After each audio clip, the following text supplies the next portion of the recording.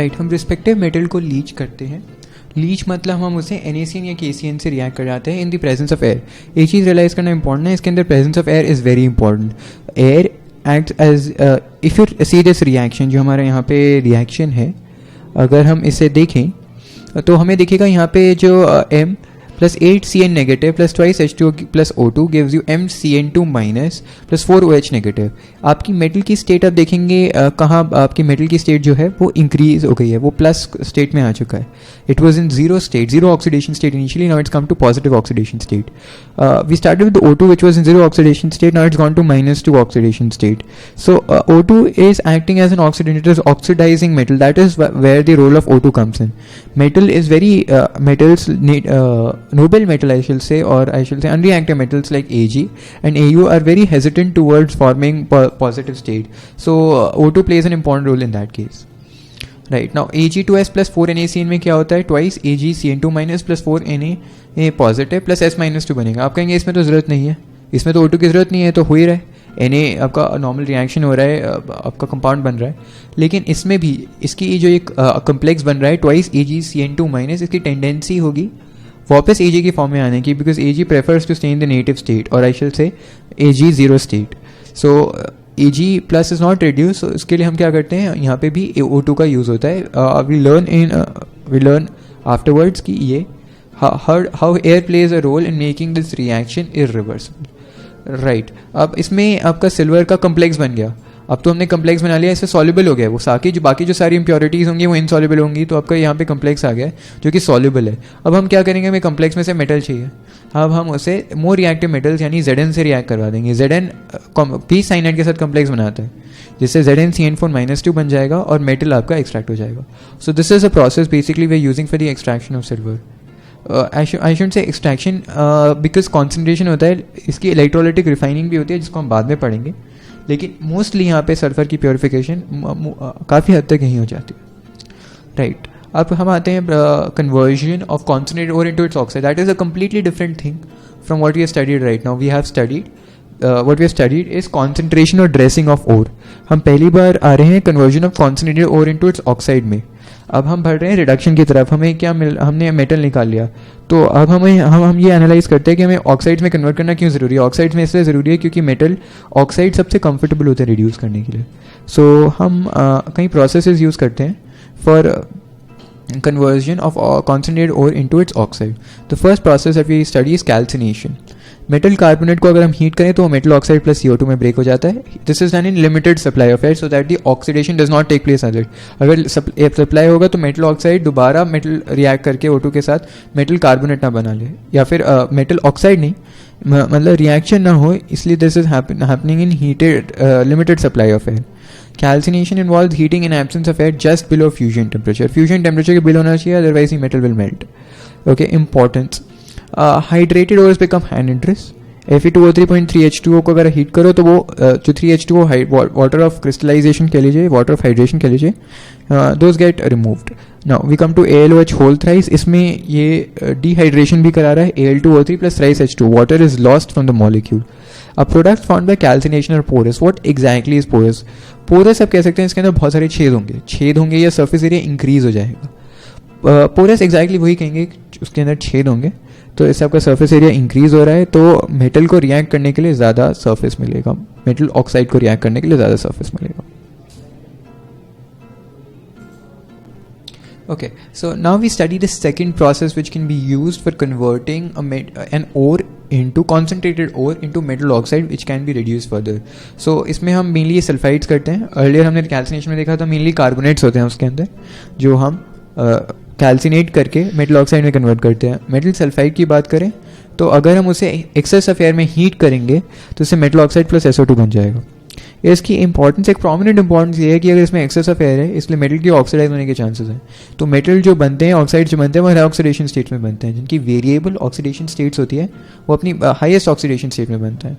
यानी Fe2O3 बनेगा जो कि उसकी हाईएस्ट ऑक्सीडेशन स्टेट पॉसिबल है. Hydrated ores become anhydrous just like happens in calcination as well. Products found by roasting are porous, the same way as it happened in calcination. Now we move on to okay, different reduction processes. अब हमने क्या obtain किया, हमें metal oxide मिल गया, हमें metal oxide को metal में convert करना है, ये हमारा नेक्स्ट टास्क है. So first process that is used is carbon reduction. इसमें सबसे इंपॉर्टेंट पोर्शन ऑब्वियसली ये रहेगा कि Fe, Sn, Zn और Pb, ये 4 मेटल्स हैं, 4 नहीं और भी होते हैं, लेकिन ये मोस्ट इंपॉर्टेंट 4 मेटल्स हैं जिनके लिए हम कार्बन रिडक्शन यूज़ करते हैं. मैं रिपीट करता हूँ, Fe, Sn, Zn and Pb, ये याद रखना ज़रूरी है, काफ़ी बार क्वेश्चन आता है जेई में इसके ऊपर. अब हम देखते हैं रोस्टेड और कैल्साइंड हो, जिसमें हमें ऑक्साइड मिला है, उसमें हम कोक पाउडर और फ्लक्स डालते हैं. अब ये फ्लक्स क्या होता है, अब आप देखेंगे यहाँ पे पॉइंट आउट किया गया है कि ये जो फ्लक्स होता है, गैंज प्लस फ्लक्स जो होता है, वो आपका स्लैग बना लेता है. अब ये स्लैग क्या होता है, स्लैग एक कंपाउंड होता है जो ईजिली सेपरेटेबल होता है. हम ईजिली सेपरेबल होता है और हम ईजिली सेपरेट कर सकते हैं इसे मिक्सचर से. सो हम बेसिकली एक कंपाउंड अपनी जानकर कि कौन सी इम्प्योरिटीज़ प्रेजेंट हैं, एक कंपाउंड डालते हैं फ्लक्स, जो गैंज के साथ रिएक्ट करके फ्लक्स बना लेता है, स्लैग बना लेता है, आई एम सॉरी. तो अब ये अपने फ्लक्स का रोल आ गया. कोक पाउडर मेनली क्या काम कर रहा है, उसे रिड्यूस करने का काम, मेटल ऑक्साइड को मेटल में कन्वर्ट करने का काम. Process is known as smelting, but एक एक्सेप्शन देखेंगे इसमें, स्मेल्टिंग में अधिकतर रिडक्शन हो रहा है. ज़रूरी नहीं है, कहीं प्रोसेस ऑफ स्मेल्टिंग में रिडक्शन नहीं होता है.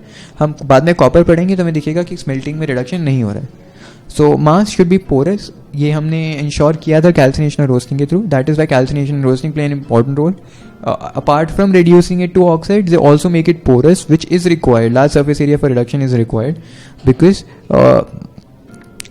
it increases the surface area and chances of reaction increase as well. Okay, impurity अगर acidic है तो flux basic होगा, impurity basic है तो flux acidic होगा. ये कॉमन जो इम्प्योरिटीज़ होती हैं एसिडिक में SiO2 होती हैं. जो फ्लक्स कॉमनली यूज़ होता है वो MnO और Ca कैल्शियम ऑक्साइड और मैंगनीज ऑक्साइड यूज़ होते हैं. अगर इम्प्योरिटी बेसिक है जिसमें मैंगनीज ऑक्साइड और आयरन ऑक्साइड आ सकता है, तो इसके अंदर जो इम्प्योरिटीज़ यूज़ होती हैं, जो फ्लक्स यूज़ होता है, सॉरी, वो SiO2 और P2O5 यूज़ होते हैं. और फ्लक्स इम्प्योरिटी जो रिएक्शन है वो mainly basically acid base reaction है. देख सकते हैं, हमने देखा इम्प्योरिटी एसिडिक तो फ्लक्स बेसिक, इम्प्योरिटी बेसिक तो फ्लक्स एसिडिक, तो basically they're acid base reactions. तो इसमें एग्जाम्पल देख सकते हैं, CaO plus SiO2 form CaSiO3. So this is easily removable okay from the mixture. Okay, नहीं कुछ प्रॉपर्टी होगी इसकी जिसकी वजह से easily, it is either lighter, it is either ये heavier, it settles down as a precipitate और it floats. So ये ईजिली सेपरेबल होगा, ईजिली सेपरेबल, राइट. और ये एक फर्दर रिएक्शन देख सकते हैं, LiCl plus AlCl3, जिसमें LiAlCl4 बनता है. Right, so carbon reduction works for direct reduction of oxides. हमने देखा Fe2O3 plus thrice C gives you twice Fe plus thrice CO. Okay, Fe2O3 plus thrice CO gives you twice Fe plus thrice CO2. So that is how carbon reduction works for. Now indirect reduction of sulfide, carbonate and sulfate ores, इनको हम oxides में convert कर लेते हैं, and जिससे हम इसका carbon reduction लगाकर उन्हें मेटल में भी कन्वर्ट कर सकते हैं. इसमें एक इंपॉर्टेंट रिएक्शन हम देखेंगे, वो है PbSO4 plus 4C gives you 4CO. PbSO4 plus 4C gives you 4CO plus PbS. Important reaction, out of the way reaction है थोड़ा सा, तो आपको देख लेना चाहिए, रिएक्शन अच्छे से समझ लेना चाहिए. तो अब ये आ रहा है एक, आप देखेंगे यहाँ पे PbS plus PbSO4 twice Pb plus SO2, कोई एक्सटर्नल रिड्यूसिंग एजेंट नहीं डाला है. अब बेसिकली इसमें देख रहे हैं हम PbS से PbSO4 कहाँ पहुँचते हैं, और PbS से हम Pb कैसे बना सकते हैं. अभी इसमें तो हमने डाला था एक एक्सटर्नल, ये वाली जो प्रोसेस है इसमें तो हमने एक एक्सटर्नल के रिड्यूसिंग एजेंट डाला है जो कि C है. कार्बन कोक पाउडर जो है वो 4 कार्बन मोनोऑक्साइड में कन्वर्ट हो रहा है और आपका PbS बन रहा है. लेकिन इसमें हम देखेंगे कोई एक्सटर्नल एजेंट नहीं है, इसे सेल्फ रिडक्शन कहते हैं, जो हम अभी पढ़ेंगे, बिल्कुल अभी सेल्फ रिडक्शन पढ़ेंगे. लेकिन अभी एग्जाम्पल दे सकते हैं क्योंकि इसमें दे रखा है कि how do we get Pb from PbS, this is self reduction. और probably we could convert into oxide, PbS को हम ऑक्साइड में कन्वर्ट करें, उल्टा काम कर रहे हैं. हम तो ऑक्साइड से रिड्यूस करना चाह रहे थे, हम उसे ऑक्साइड में कन्वर्ट कर रहे हैं, लेकिन ये हमारा पर्पस सर्व कर देता है because this is also an example of self reduction. अब इसमें एक इम्पॉर्टेंट फैक्ट है कि चीफ रिएक्टेंट जो होता है वो CO होता है, not Coke, because it is gaseous and actively react with metal oxide. Gaseous reactants obviously are more reactive and more energetic as compared to solid reactants like coke. Right, अब हम self reduction की बात कर रहे थे, तो let us talk about self reduction. ये कई सल्फाइड्स के लिए एप्लीकेबल होता है, mainly PbS, AgS and CO2S. Actually यही पर्टिकुलर एग्जाम्पल्स हैं, आपको याद रखना चाहिए, बहुत बॉन्डिंग है. PbS, AgS, CO2S are extracted using self reduction, or actually I will say reduced using self reduction. Okay, it does not involve the use of reducing agent. आप उल्टा हीट करते हैं उसे, ऑक्साइड्स बनाते हैं उसका, वो सेल्फ रिड्यूस हो जाता है सल्फर को ऑक्सीडाइज करके। इसमें आपका सल्फर देखिए, ये रिएक्शन से PbS प्लस A/2O2 पहले भी देख के आ रहे हैं हम अभी ऊपर, तो इस पर हमारा ट्वाइस PbO प्लस SO2 बन रहा है, ठीक है। अब इसमें भी SO2 बन रहा है, और हम इसमें क्या कर रहे हैं, इसमें PbS में हम S को माइनस, इसमें आप देखेंगे S-2 ऑक्सीडेशन स्टेट में हम इसे +4 स्टेट में कन्वर्ट कर रहे हैं। जो इसे हम जो +4 स्टेट में कन्वर्ट कर रहे हैं, यही एक्ट कर रहा है as a internal you can say reducing agent, जो मेटल को रिड्यूस कर रहा है, लेकिन हमें कोई एक्सटर्नल रिड्यूसिंग एजेंट आने की जरूरत नहीं है। S-2 is acting as a reducing agent in itself, so this is called self reduction. Now we're talking about thermite reduction. After studying carbon reduction, we're now studying thermite reduction. ये उन oxides के लिए use करते हैं जिनका बहुत high melting point होता है। हम बाद में थर्मोडाइनमिक्स पढ़ेंगे, द एलिंगम डायग्राम पढ़ेंगे, तो हम उससे रियलाइज़ करेंगे कि कार्बन जो होता है वो एक टेम्परेचर, पर्टिकुलर बहुत हाई टेम्परेचर पर जाके कहीं कहीं मेटल्स को रिड्यूस करता है। तो अगर उस केस में हम क्या यूज़ कर सकते हैं, हम कोई मेटल यूज़ कर सकते हैं जिसकी टेंडेंसी मोर इलेक्ट्रोपॉजिटिव रहने की ज़्यादा हो, जिसकी ऑक्साइड बनाने की टेंडेंसी ज़्यादा हो, वही हम करते हैं। तो very high melting point, so these can not be reduce by carbon, so what we do is we reduce them using AL powder. The examples are very important, chromium, manganese, titanium, molybdenum and iron. These metals can not be reduce by carbon, as a result they reduced. अब iron को आप कहेंगे कि दोनों से reduce हो सकता है, so not exactly a typical example of only thermite reduction, but also can be done through thermite. So exclude this from the list. All these 4 are done using thermite reduction. Now आप reactions देख सकते हो, 373O4 basically हो क्या रहा है कि यहाँ पे जो हमें रिक्वायर्ड मेटल है वो आपका रिड्यूस हो रहा है, और जो एल्यूमिनियम है वो ऑक्साइड हो रहा है। Aluminium has very high affinity for oxygen, as a result very, तब आप इसमें देख सकते हैं it's exothermic process and very large amount of heat is produce, exothermic and a very large amount of heat is produced. So अब आप देखते हैं इसका एक बहुत important example है thermite welding for railroad. इसके अंदर एक component होते हैं जो यूज़ होते हैं KClO3 and BaO2, ये याद रखना चाहिए, याद रख सकते हैं। ये पार्ट होते हैं, इसलिए मैंने थर्माइट प्रोसेस को एक्सप्लेन करने के लिए इसे भी इंक्लूड किया। KClO3 BaO2 जो होता है, that they bond together to produce CO2 which helps mixture burn together. Thermite process is used for heat and not for extracting iron. Very important thing, because एक fact है कि thermite process for extraction of iron is very expensive, so hence it is not used. Another point where this we can say that iron can be extracted using it, but because of being expensive it is not used. इसका इन दोनों का क्या role है, ये दोनों basically आपका oxides produce कर रहे हैं, ऑक्सीजन प्रोड्यूस कर रहे हैं, सॉरी, जो help the mixture to burn together, effectively burn, ज़्यादा ऑक्सीजन ज़्यादा better burn करेंगे, right. So we come to next process, which is metal replacement. I've given a very short explanation. More electropositive, this is electropositive, more electropositive metal, I'll write it down here, more electropositive metal basically replaces less electropositive metal. So this process is as simple as it seems. तो मैं आगे बढ़ता हूँ। इसके अंदर हमने example देखा था साइनाइड प्रोसेस में, आप देखा था आपने, साइनाइड प्रोसेस में हमने AgCN2- से हमने Zn रिएक्ट कराया था, ट्वाइस AgCN2- से हमने Zn रिएक्ट करवाया था, जिससे हमारा ZnCN4- बन गया था। तो यही एक टिपिकल एग्जाम्पल ले सकते हैं साइनाइड प्रोसेस में, जो एक्सट्रैक्शन ऑफ मेटल है फाइनली प्लस ट्वाइस Ag। तो ये जो फाइनली हमने एक्सट्रैक्ट किया था, ये आप कह सकते हैं कि ये प्रोसेस मेटल रिप्लेसमेंट है, या ऐसे ही processes can be used for reducing metal oxides. Now we come to a process which is very important, electrolytic reduction. Electrolytic reduction उन मेटल्स के लिए यूज़ करते हैं इनके लिए बाकी कोई प्रोसेसेस काम नहीं करते। इलेक्ट्रोलिटिक रिडक्शन जो हाईली इलेक्ट्रोपॉजिटिव मेटल्स होते हैं, जैसे आप देख लीजिए Ka हो गया, Na हो गया, CaAl, इन सब के लिए और प्रोसेसेस काम नहीं करती, इसलिए हम इनके लिए इलेक्ट्रोलिटिक रिडक्शन करते हैं। Can not reduce metal oxide to metal by carbon reduction, because ये रीजन दे रहे हैं, टेम्परेचर रिक्वायरमेंट या तो बहुत हाई है, वेरी इनर्ट रिएक्शंस में अदरवाइज करना पड़ेगा, क्योंकि ये हाईली रिएक्टिव मेटल्स होते हैं, वरना एयर के साथ रिएक्ट कर जाएंगे, और अगर हाई टेम्परेचर पे लेके जाते हो तो कहीं कहीं इनमें से मेटल्स कार्बाइड भी बना लेते हैं। तो एज अ रिजल्ट इस प्रोसेस को इस तरीके से करना डिफिकल्ट हो, राइट। सो हमारा प्रोसेस में होता क्या है, इलेक्ट्रोलिटिक रिफाइनिंग में हम करते क्या है, इलेक्ट्रोलिटिक रिडक्शन, इलेक्ट्रोलिटिक रिफाइनिंग में प्रोसेस आएगा। इलेक्ट्रोलाइटिक रिडक्शन में हम मोल्टन NaCl लेते हैं या NaOH लेते हैं, वो भी मोल्टन, उसको भी हम एक्वियस फॉर्म में इनमें से किसी को नहीं लेते, क्योंकि आप जानते हैं कि अगर आपने इलेक्ट्रोकेमिस्ट्री पढ़ा है तो आप ये जानते होंगे कि अगर वाटर के H पॉजिटिव आयंस जितने भी होंगे उनको रिड्यूस होने की टेंडेंसी, उनका रिडक्शन पोटेंशियल काफ़ी हाई होता है as compare to Na in fact oxidise होना चाहता है, Na पॉजिटिव में रहना चाहता है। तो as a result if you do it in aqueous solution तो वो Na पॉजिटिव से Na में नहीं रिड्यूस होगा। So similarly, what process happens is you get Na at cathode and आपका Cl2 evolve होता है at anode. So a side product भी कह सकते हैं, Cl2 मिलता है। NaOH में what you get is H2O plus O2 at anode and Na obviously what you need at the cathode. So these are simple electrochemical reactions that you can see. अब एक important fact है, अगर metals below Al in reactivity series हैं, reactivity series देखेंगे तो अगर metals below Al राय करते हैं तो उनके aqueous solutions भी यूज़ कर सकते हैं।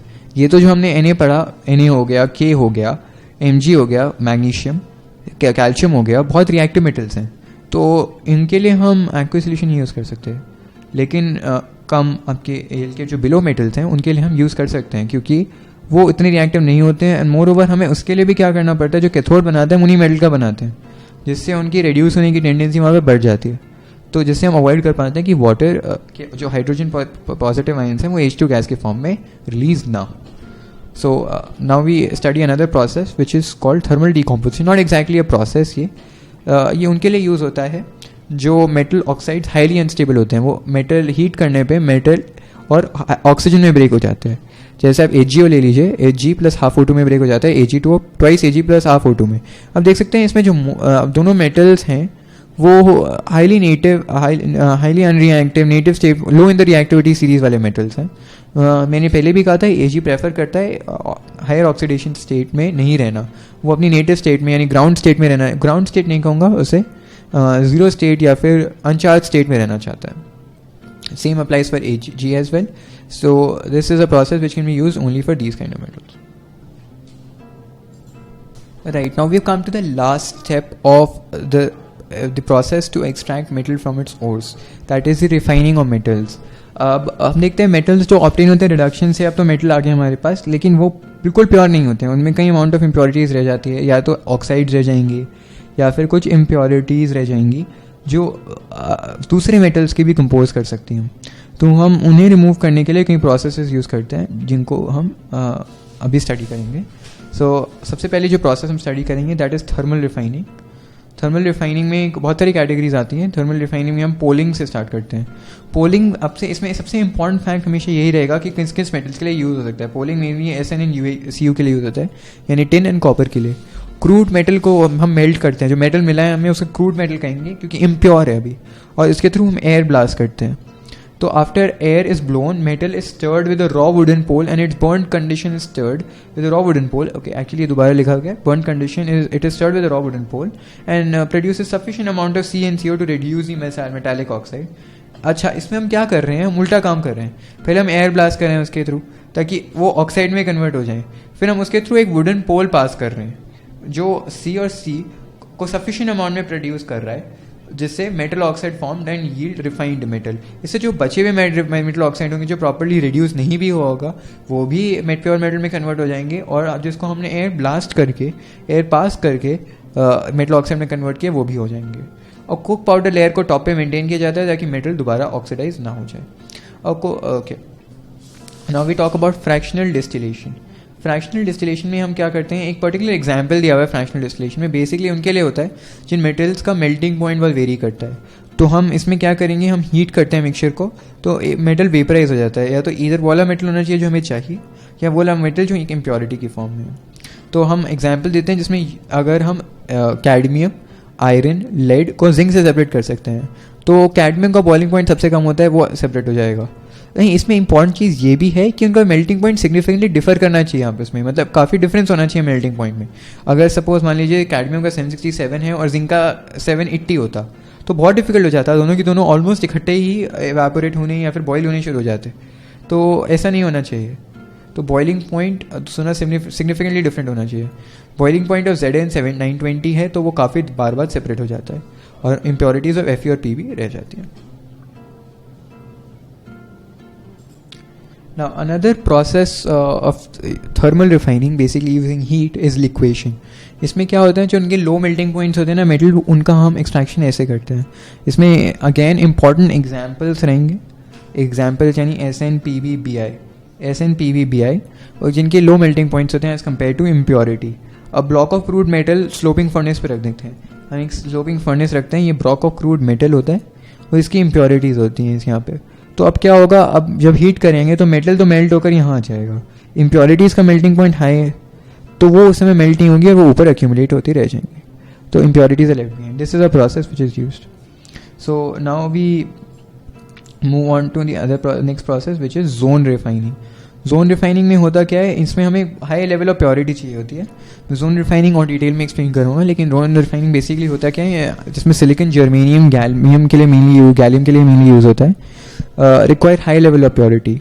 अब इसमें एक इंपॉर्टेंट फैक्ट याद करना जरूरी है. इम्प्योरिटीज़ जो होती हैं वो लिक्विड में मेल्ट में रहना ज़्यादा पसंद करेंगे एज एन सॉलिड क्रिस्टल. आप अगर आप किसी चीज़ को मेल्ट कर रहे हैं, अगर इम्प्योरिटीज़ हैं, और मैं एक्सप्लेन करूंगा ये process. Okay, let's move on to vapour phase refining.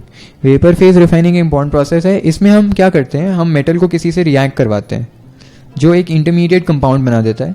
अब इंटरमीडिएट कंपाउंड की कुछ प्रॉपर्टीज़ होनी चाहिए. That should be volatile and that should be unstable. अब ये दोनों प्रॉपर्टीज़ क्यों काम करती हैं, क्योंकि हम क्या चाह रहे हैं कि इम्प्योरिटीज़ में वो कंपाउंड सेपरेट होकर बाहर निकल जाए, या तो गैशियस फॉर्म में या किसी तरह वो बाहर निकल जाए. अब हम उसको फिर बाद में हम उसको हीट करके किसी तरह ब्रेक कर दें मेटल में, और वो जो कंपाउंड दूसरा जो रेडिकल बचा था उसमें, सो हम बेसिकली इट्स डिसोसिएट कर दें. तो ये हम दो प्रोसेसेस मेनली होती हैं इसके अंदर. अच्छा, इसके लिए इंपॉर्टेंट क्या है, इंटरमीडिएट कंपाउंड वॉलेटाइल होना चाहिए और अनस्टेबल होना चाहिए. वॉलेटाइल मतलब उसका मेल्टिंग पॉइंट लो होना चाहिए. मेल्टिंग पॉइंट या बॉइलिंग पॉइंट कह लो, बॉइलिंग पॉइंट ज़्यादा सूटेबल वर्ड रहेगा वॉलेटाइल के लिए. उसका बॉइलिंग पॉइंट कम होना चाहिए. बॉइलिंग पॉइंट कम होगा तो वो एक गैशियस स्टेट में प्रोड्यूस होगा and hence would get separated from the impurities in gaseous state. मतलब हम कहेंगे भाप की उड़ जाएगा, वो उड़ जाएगा वहाँ से, और फिर हम उसे अलग कंटेनर में एक्सट्रैक्ट करके उसे थर्मली डीकम्पोज कर देंगे. यहाँ पे रूल आता है अनस्टेबल का. इट शुड बी अनस्टेबल और थर्मली हीट करने से आसानी से डीकम्पोज हो जाना चाहिए. डीकम्पोज नहीं, मतलब डिसोसिएट हो जाना चाहिए. इसमें दो पर्टिकुलर एग्जाम्पल्स आते हैं, निकल और जिरकोमियम और टाइटेनियम के एग्जाम्पल्स. निकल कार्बन मोनोऑक्साइड के साथ रिएक्ट करके NiSiO4 बनाता है. एक कम्प्लेक्स है ये, स्टेबल कम्प्लेक्स नहीं होता है ये. इसको फर्दर हीट करते हैं तो अगर गैशियस फॉर्म में प्रोड्यूस होगा, उसके बाद हम इसे अलग कंटेनर में एक्सट्रैक्ट करेंगे और फिर हम इसे हीट करके थर्मली डीकम्पोज करके Na और 4CO बना लेंगे. अब वैन आर्कल प्रोसेस में क्या होता है, वैन आर्कल प्रोसेस में जिरकोमियम या टाइटेनियम आयोडीन के साथ रिएक्ट किया जाता है, जिससे ZrI4 और या TiO4 बन जाते हैं. एट टेम्परेचर्स दे रखे हैं यहाँ पे 250 डिग्री सेल्सियस या 1400 डिग्री सेल्सियस पे ये बन जाते हैं. फिर उसको हम फर्दर हीट करते हैं, अलग से वही सेम प्रोसीजर किया. आप एक चीज़ याद रखिएगा, ये प्रोसेस जो होती है ये बोरॉन के लिए भी एप्लीकेबल होती है. उसमें Bi3 बनता है. ये चीज़ आप याद रख सकते हैं कि this process can also be use for boron. Boron के लिए मैं लिख देता हूँ यहाँ पे, बोरॉन के लिए भी यूज़ हो सकती है. बोरॉन टू Bi3 बनता है यहाँ पे, एंड उसी तरह हम हीट करके इसे सेपरेट करते हैं. टेम्परेचर इतने इम्पॉर्टेंट नहीं है फॉर द टाइम भी.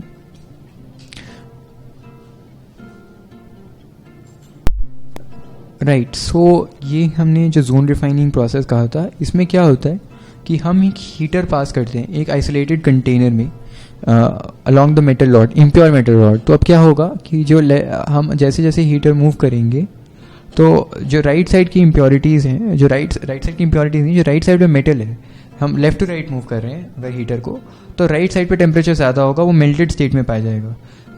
तो इम्प्योरिटीज़ प्रेफर करती हैं मेल्ट में रहना, यानी जो मेल्टेड चीज़ है उसमें रहना.